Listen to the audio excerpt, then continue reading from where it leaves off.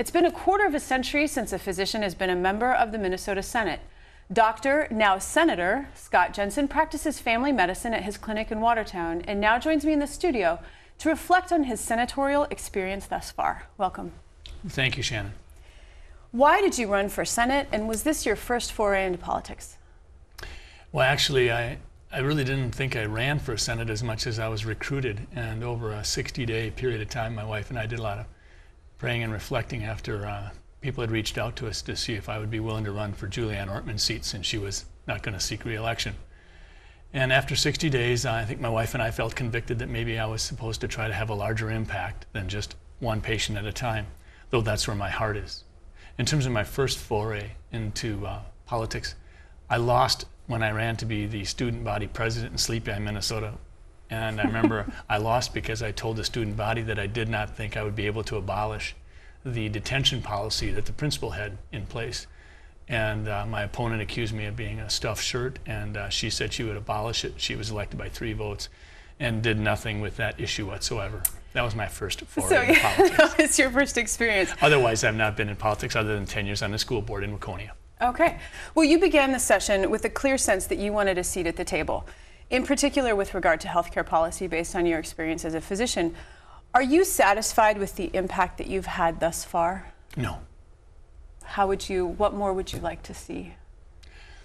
It's been a long time since physicians have sat at the table, and part of the reason is because physicians don't necessarily work well with others. Oftentimes we're treated as demigods, and we like people to genuflect before us. We've created our own stew, so I understand. But I've worked very hard to make certain that people around me know that I will thoughtfully consider what's being put before me. I'll vote with my mind and my heart. I'll try to be a team player. But at the end of the day, I do have to use my subject matter expertise as best I can. That's why I think I was elected by a fairly wide margin. Having said that, I appreciate very much being on the Health and Human Services Committee and being vice chair. And I do feel like I'm drinking from the fire hose, if you will, much of the time. But in terms of actually going into the weeds, in terms of identifying why the cost of healthcare has gone from 5% of the gross national product in the 1970s to almost 20% now, we haven't done that. We've played a shell game moving hundreds of millions of dollars around, talking about how to pay for things and how to stabilize markets. But in terms of looking at the actual cost, I'm disappointed that I haven't been able to have more of an impact. Are you speaking a lot with your colleagues, though, about your experience, and are they listening? Is there movement towards what you see as a viable future? That's a great question, and I am speaking a lot. I probably would be perceived at times as pestering some of my colleagues, but I have gotten a clear message that we're not done yet, and just because we're going to hopefully wrap things up in the next week, there's work to be done in the off-season, and I've been promised the opportunity to play a significant role in some format or another where we do go deep into the weeds and start talking about cost. That gives me great encouragement. How has your medical practice changed since taking office? Because you still are seeing patients, and do your patients want to talk politics with you? My patients have been terrific, but I've always said I've got the best darn set of patients a person could ever ask for. I try to go in the office every Monday and Wednesday morning from 7 a.m. to 9 a.m. I do surgeries in the office, mostly skin-related, cancer-related surgeries, and I do pre-ops and get people ready for hospitalizations or surgeries there. And then Fridays I've been able to be in the office all day, and then if I get behind, I've been doing Saturday clinics. I know this week is going to be tough, so my staff is aware of that, and so are my patients. My patients absolutely want to talk politics. At 7:30 this morning, I was talking politics with John Doe. He wanted to know what about his insurance.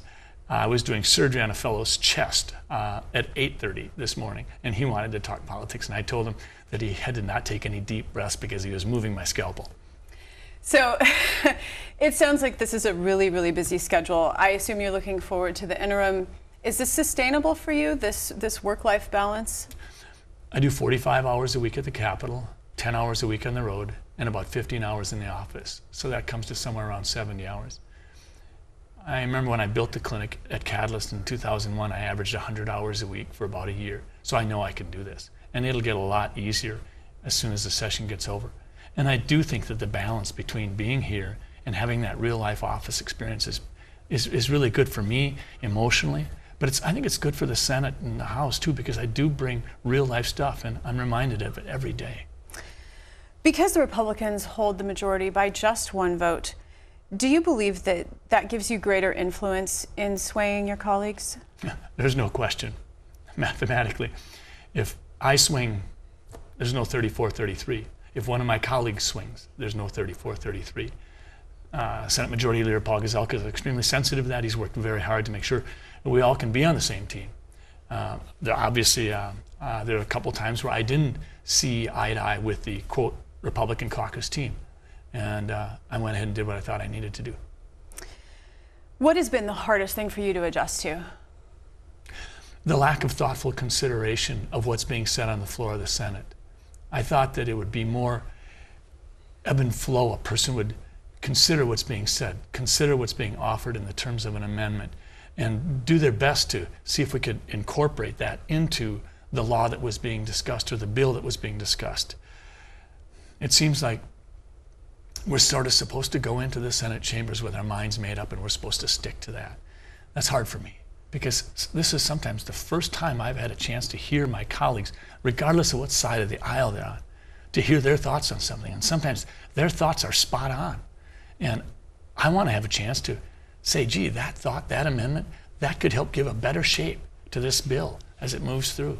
So that's been frustrating. I generally I like to listen, I like to learn it, and I'd like to then maybe weigh in on it, honestly. So you're saying that your approach is a considered approach. You like to hear the pros and cons and perhaps change your position, and that has not necessarily been the case.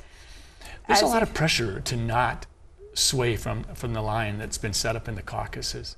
I wouldn't say it's not feeling like being bullied. It's just that when you do that, it throws everything into turmoil.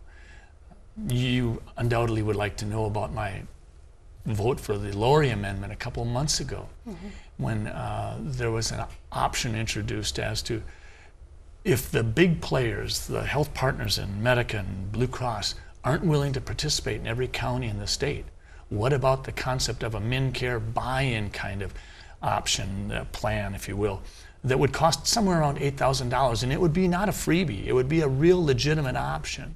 And that way we could guarantee that every Minnesotan would have an option. That had attraction to me as a safety net to make certain that people were being covered. That's a family doctor's mind and his heart. So that was a big deal to me. And so I was able to support that, knowing that I thought it would change a narrative and put it on the table so we would discuss that insightfully. Senator Jensen, that's all the time we have, but I want to thank you for coming today and talking about your first session. Well, I'm pleased to be here, and I know I'm learning, and thank you very much, Shannon. I appreciate it.